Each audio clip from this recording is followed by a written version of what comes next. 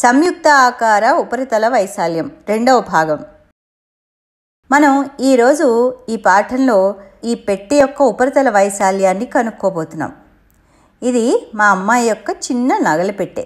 ఇది సాధారణ త్రిమితీయ ఆకారంలా లేదు కదూ, చూడటానికి దీర్ఘఘనంలాగా లేదు, స్తూపంలాగా లేదు. మరి ఇదేమిటి? మనం దీని ఉపరితల వైశాల్యం ఎలా కనుక్కోవాలి? ఈ చిన్న అందమైన నగలపెట్టె తయారీకి ఎంత గాజు అవసరమవుతుందో కనుక్కోవాలనుకోండి. మనకి ఎలా సాధ్యమవుతుంది చూద్దాం.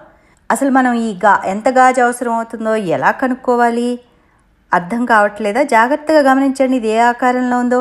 ఈ ఆకారాన్ని మనం 2 ఆకారాలుగా విభజించవచ్చు. ఈ కింద భాగం ఒక దీర్ఘఘనం, పై భాగం స్తూపంలో సగభాగం.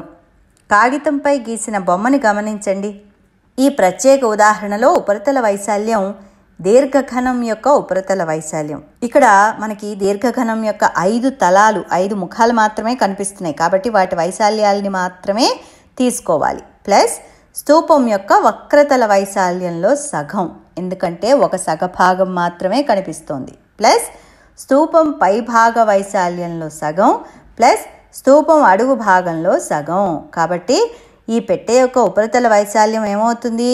1/2 into 2 πrh plus πr square plus πr square plus l into b plus b into h plus b into h plus l into h plus l into h.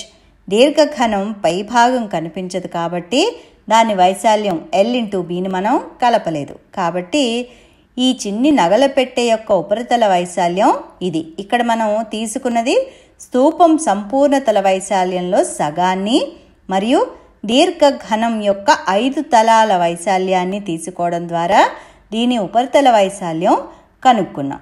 కాబట్టి ఇచ్చిన 3D ఆకారం, త్రిమితీయ ఆకారం యొక్క ఉపరితల వైశాల్యాన్ని కనుక్కోవడానికి ఆ ఆకారంలో ఏ తలాలు వెలుపలికి కనిపిస్తున్నాయో, ఎటువంటి ఆకారాలు ఉన్నాయో గమనించి వాటి వైశాల్యాల మొత్తాన్ని కనుక్కోవడం ద్వారా మనం ఉపరితల వైశాల్యం, ఆ త్రిమితీయ ఆకారం యొక్క ఉపరితల వైశాల్యాన్ని కనుక్కోవచ్చు.